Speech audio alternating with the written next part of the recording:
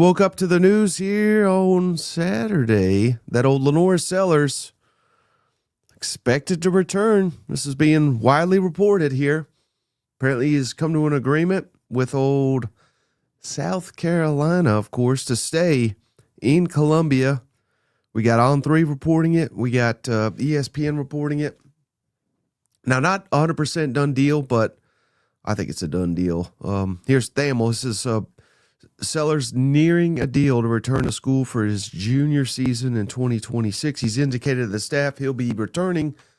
The sides are expected to finalize a deal soon. And I've not heard anything that says he's leaving. I know there's been rumors, but apparently he's been his plan the entire time has been to come back. So I think that's fantastic news for South Carolina, obviously. I think hiring Kendall Browse, that's probably what pushes over the finish line, so to speak. And I think he fits what Coach Browse wants to do to a T. I think he'll be the best quarterback that Coach Browse has ever worked with. And Coach Browse has worked with a lot of good quarterbacks and got a lot out of them. So I think this is a match made in heaven right here. And we just got to, if we're Carolina, I think right now, by getting Sellers back, by hiring Kendall Browse, they did really good in recruiting as well, keeping that class together. And I think they had a top 15 class, kept a quarterback away from LSU at the finish line in Lane Kiffin. I think it's safe to say as of today, and it's way early, but I think right now, I think South Carolina's had the best offseason to date in the SEC. Now, it's probably a little bit easier when your season's done and you don't have to prep for a bowl or a playoff game or any of that, but credit to them. Hey, they know massive work needs to be done, and they're getting it done. And shout out if you missed our schedule release show. This doesn't really factor into who's winning or losing in offseason, but I love his schedule coming out the gate for Carolina next year. Kent State at home, Towson at home, Mississippi State at home. At Bama's obviously going to be difficult, but will Kalen DeBoer be there? I don't know. Kentucky at home, and then at Florida, first-year Florida coach. So I think worst-case scenario, you're 4-2 to start next season. And, hell, I mean, who wouldn't sign up for that after going 4-8 last year? So I think there's a real opportunity. Work needs to be done here in Columbia. But I think where we really need to watch Carolina the rest of the offseason is offensive line. We got to get better on the offensive line. Otherwise, all this stuff I'm saying is getting Sellers back, hiring Kendall Browse. That's all great. But if the offensive line's not better, it's not going to matter much. And they did get a new offensive line coach, Randy Clements. He's worked in the SEC for a long time. He's worked with Kendall Browse for years and years. So this is kind of like his hand-picked offensive line coach. I think he'll be a massive upgrade as well. So offensive line coaching should be much improved. But I want to see what they do, if anything, in the portal. Shout out to Smoking 420. Is that the Morning Cox News?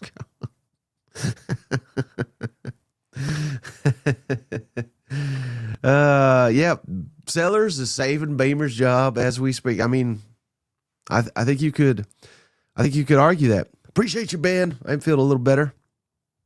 Always worse in the morning though, so it's weird. I wake up feeling sick, and then by the end of the day, I feel amazing. Then I wake up, I'm sick again. Yeah, morning Santa. This is for the Gamecocks because they're winning big right now, getting Sellers back. I mean, again, this is the biggest news so far. It's early in the offseason, I think, in the SEC. Bradley, appreciate you for the donation. Can't wait for the Gamecocks to get me fired up this offseason just to inevitably disappoint next fall. Never fails. Well, hey, that's not 100% true, Bradley, is it? Because credit Cousin Shane, despite the jovial tomfoolery of that man, there's a lot of wisdom in there. But what does he always say about Beamer? He it's like riding a tidal wave with that guy, where one year it's disappointing, the next it's wildly exceeding expectations. And he just does that seemingly every year. So there was a lot of expectation, a lot of hype, preseason top 15, didn't even make a bowl game. I think for Carolina's sake, you hope that you're not even ranked in the preseason poll. They probably won't be, to be honest with you, top 25. And then they'll probably win 10 games next year. I mean, that's the Beamer experience right there. It's been a really good week for Carolina, the best of the year, says Ron. Did Beamer make the hire? Yeah, of course. Of Kendall Browse? I think so. Santa, do you have any Tennessee legends for myself? We could probably hook that up. I think they're eager to send some to some of the cousins.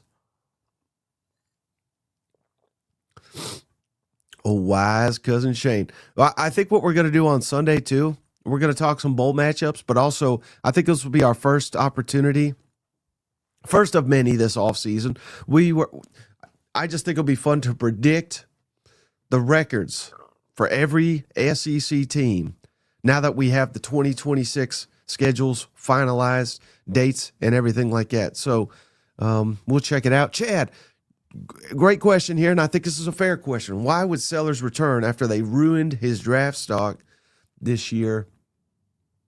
Well, first of all, we don't know what his draft stock truly was. I mean, just because some damn, all these damn mock draft people, they don't, I don't think they know their head from their ass. They just, a lot of them, you know what I mean? So, yeah, I mean, his stock certainly had to have dropped, I would think. But again, was he just because some mock drafter says he was a first round pick doesn't necessarily make it true. And here's where Sellers has got he's in a bind, right? Because if they were guaranteeing him right now, like your first round pick, I think you got to go. But he's probably not getting that information. They're probably telling him that he's got a lot to work on, right? So then next step, he's got to say, okay, well, do I stay where I'm comfortable with the coaches? I know they have my best interest in heart. Even though it didn't work out, right? They still have an elite receiver there in Nick Harbor. They have shown willingness to spend money. That's why he's staying, because they're paying him. So there's trust there. He knows he's from the area. I think he wants South Carolina to be good. We all bitch and complain about this new era, and then they were like, well, why the hell would he stay? Like, we can't bitch and then also say, hey, the local kid who turned down all these other offers, why would he stay there? Well, maybe because he just loves it there and he trusts the coaches and he wants South Carolina to succeed. But when you go out here and you hire a Kendall Browse who has a proven track record of developing these guys and coaching them up, there is certainty there, right? So let's say he were to go to just the rumor. The rumor was Miami, right? And again, I don't even know if that's true. I'm like literally just seeing it on Twitter. Let's say he goes to Miami, and I know they're having success, but then he gets down there, and then a week later, a month later, the offensive coordinator takes the Kent State job, or again, I'm just making schools up. But then all of a sudden, now he's put his fate in who knows? You know what I mean? So would you rather go somewhere where it could turn on a dime? You don't know anybody. You don't know any of the players. Or do you want to stick it out with the players that you've been working with for years and the same head coach? Your family's nearby. You're getting paid handsomely. And now we got an offensive coordinator that knows what the hell he's doing. I think I would go with that option, the option where I can answer a lot of these questions. So that's where I'm at with all the stock stuff. And then more rumors. We got more rumors. According to rumors, Dylan Stewart is staying if South Carolina manages to keep Sellers. I don't know what one would have to do with the other. I really don't. Razorbass says, now he would know, he's an Arkansas fan, right? Kendall Browse is the king of handing the ball off up the middle for a gain of 2 on every 3rd and 15. Never understood why he does that. It's maddening.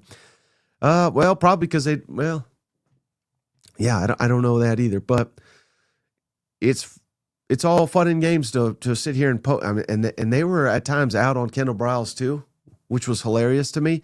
And then guess what happens? They hired Dan Enos, and the program was doing well, and then it just went in the shitter immediately. So, yeah, I could imagine those Razorback fans that were upset with Kendall Browse wish they had him back the Dan Enos year. You know what?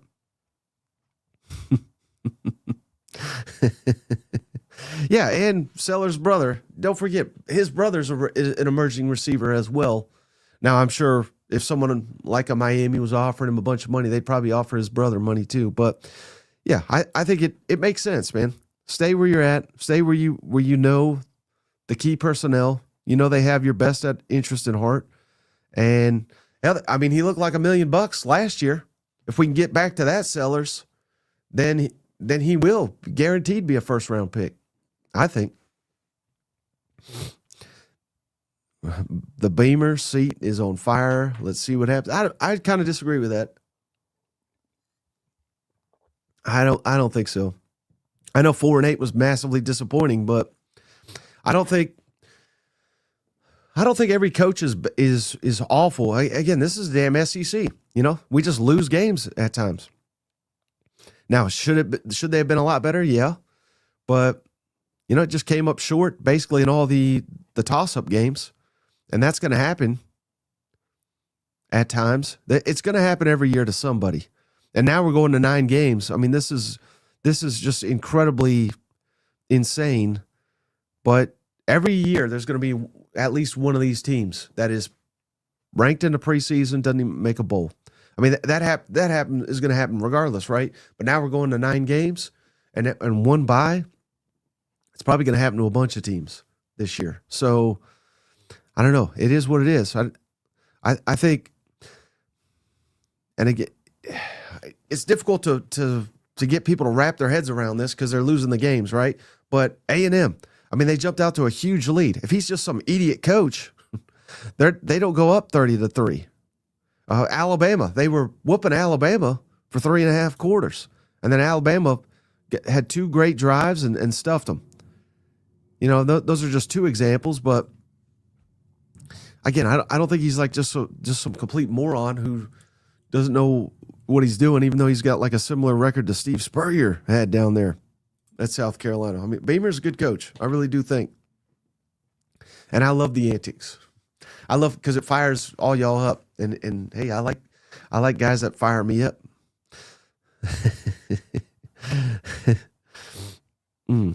Yeah, I mean, maybe a warm seat. That's fine, but I think you said scorching. Scorching, warm, those are 2 different things here. 2 very different things right there. All right, I'm already running out of things to say. Any questions? We got Gamecocks getting back Sellers. Again, not 100% done, but being reported by multiple media outlets that is about to happen. So that's massive. With the offensive coordinator, Kendall Browse coming in, new offensive line coach, Randy Clements. I want to see what South Carolina does on the offensive line in the portal. I think we need help there, and I think we need help at running back. If we can get us a big-time running back, it doesn't even have to be big-time, but just an upgrade in that room. Offensive line, running back, I think South Carolina is going to be awesome on offense next year. What do we make of Norris? I don't know who Norris is.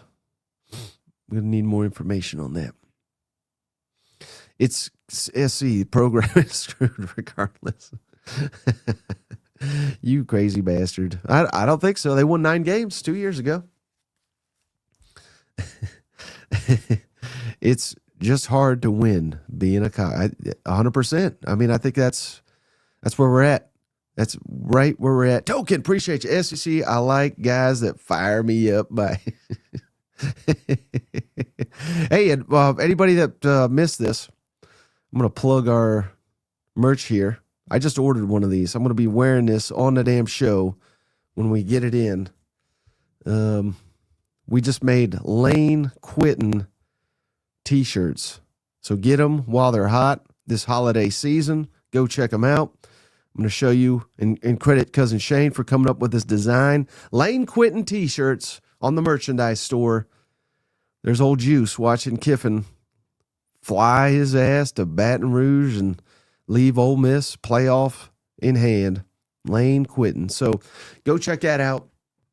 Nice little plug here for our merchandise store. But hey, I think that's all I got.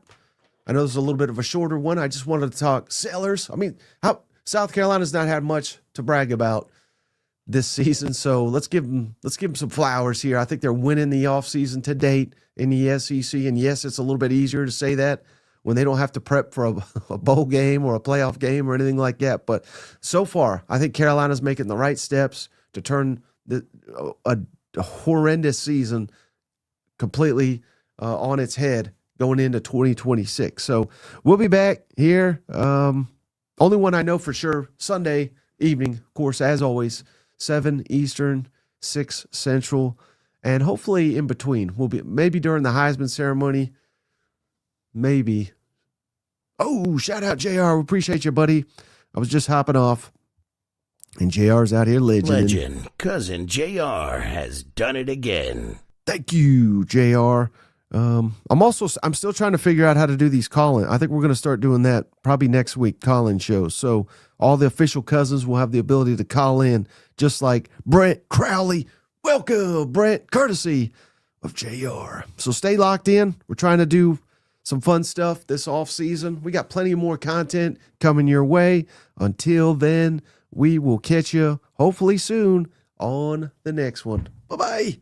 Go Cow. Hey, buddy, this beer's for you, Mike, and Cousin Shane. That SEC podcast loves the Pirate, and the Pirate loves that SEC podcast. Hail State.